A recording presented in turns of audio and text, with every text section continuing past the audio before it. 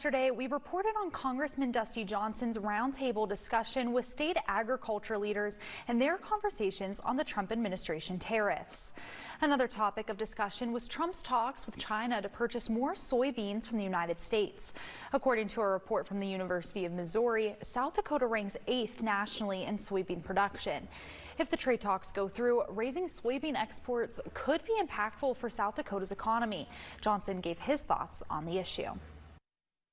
When soybeans are exported elsewhere, when beef is exported elsewhere, it's generally clearing the excess of that commodity in the country, which adds real value. I mean, clearly adds real value. But it's hard to overstate how big soybeans are in this global trade, particularly between America and China. In any given year, it's 50% of American soybeans. Farmers around the nation have lobbied for Trump to complete the deal in recent weeks.